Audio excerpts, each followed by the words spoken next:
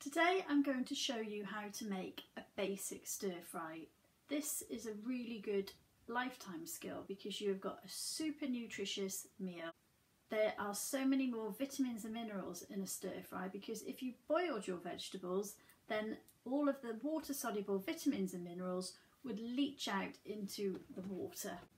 The more colourful you have your stir fry, the more antioxidants and vitamins you will have in your dish. Stir fries can be taken to so many levels, but here I give you the very basic good foundation blocks for you to build on. In a stir fry, the core ingredients for a really good base flavour to me are onion, garlic and ginger. So always prepare these ingredients ahead. Get your onion, garlic and ginger. You always start off in the wok by cooking these three first before you add your meat. This will then help to flavour your meat before you add the rest of the ingredients. If you're using carrot in a recipe, you could either julienne it and cut it into little sticks. Please girls, I don't want to see this in your stir fry. Really a very authentic cut for a stir fry. And also if you have big round discs of carrot in your stir fry, carrot takes ever such a long time to cook and you're going to end up with chunks of raw carrot. So say goodbye to these girls. You could ribbon the carrot. You could also do this with cucumber, courgette, any firm vegetable, and you would have ribbons like that. It's very, very important to get all of your ingredients ready before you start to stir fry. This is for a health and safety reason. Stir fries are meant to be quick. They cook in less than 5 minutes and you do not want to leave your wok unattended. So, onion, garlic, ginger, always at the front. Then you need to think about the rest of your vegetables and what is going to take the longest time to cook. Here I have got carrot, pepper and broccoli. The carrot will take longer to cook because it is a denser, firmer vegetable.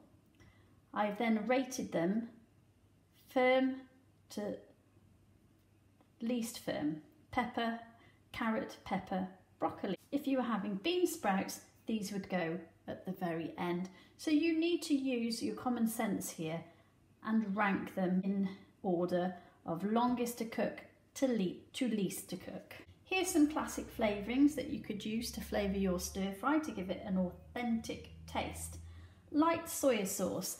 It is preferable to have light soya sauce because this will give a stronger flavour without giving a darker colour.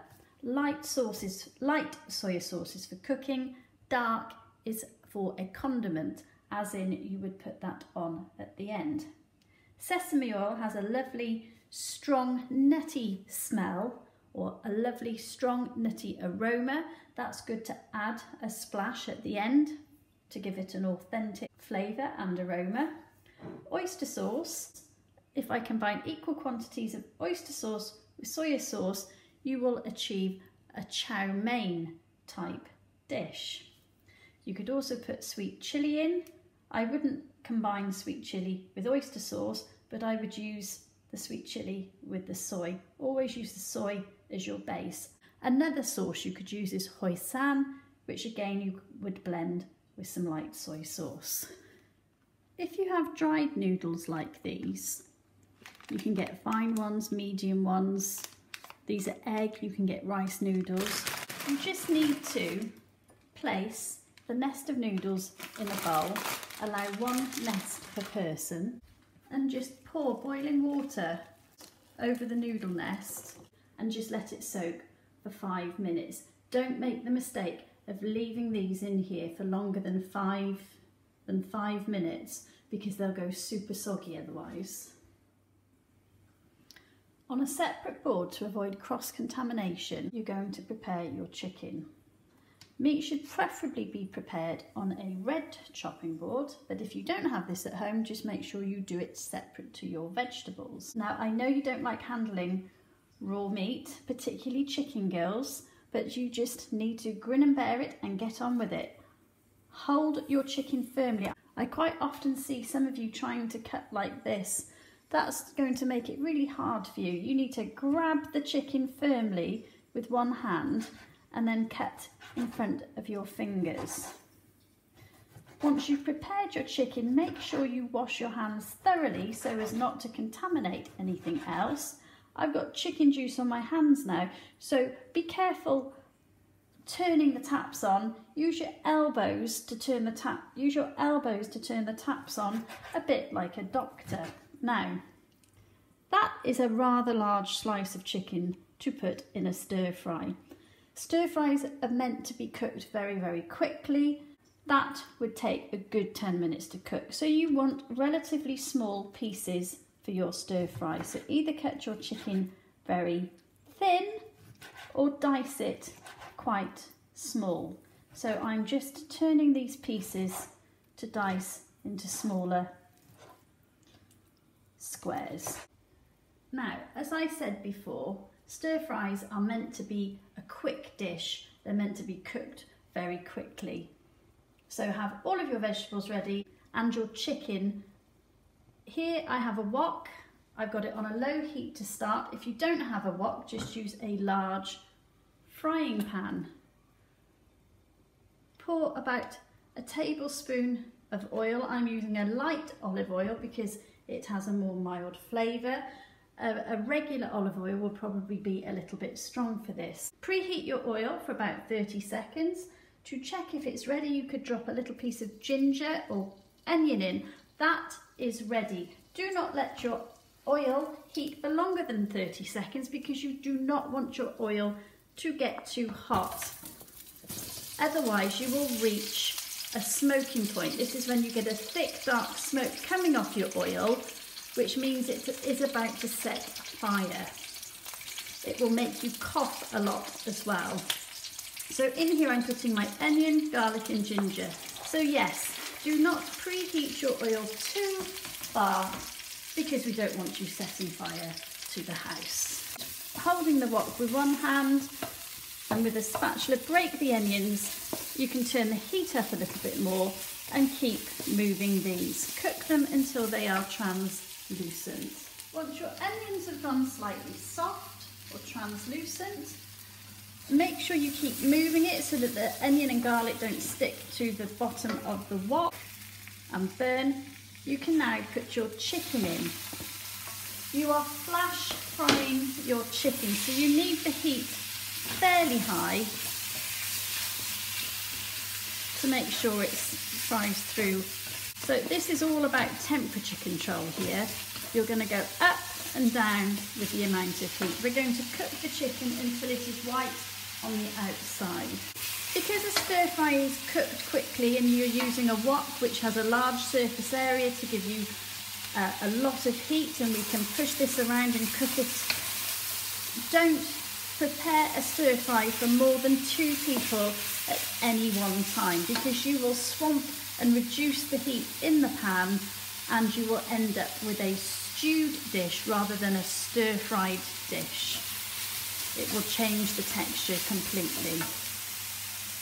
Once the chicken is white, it's probably not going to be cooked all the way through, but we've still got some cooking time here. I'm going to add my carrots. So I'm going to start with the vegetable that's going to take the longest. Now, if you find that your veg starts sticking, you can add a splash of water and this will steam the vegetables through. Stir fry is super healthy because you are retaining all the water-soluble vitamins and minerals from the vegetables that would normally get dissolved and leach out into the water when you boil them. Once the carrots have had a minute or two, then I am going to add my pepper. You could use virtually any vegetables in this. It's a really good, quick and easy dish to do. It's also good to prepare to cut your vegetables just before rather than buy the pre-cut vegetables, because as a car would rust with the oxygen getting to it, with veg, as you cut along the cell wall, oxygen will get to the cells and the vitamins and minerals will decrease.